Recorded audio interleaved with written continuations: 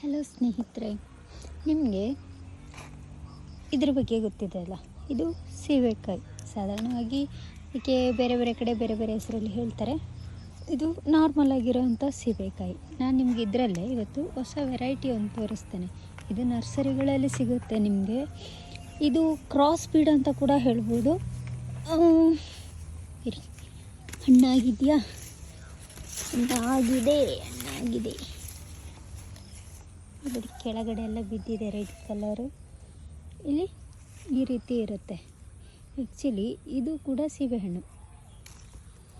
ಇದರದ್ದು ಹೊರಗಡೆ ಸಿಪ್ಪೆ ಸ್ವಲ್ಪ ನಿಂಬೆಹಣ್ಣು ಬರುತ್ತಲ್ಲ, ಆ ರೀತಿ ಇರುತ್ತೆ. ಈ ರೀತಿ ಇರುತ್ತೆ.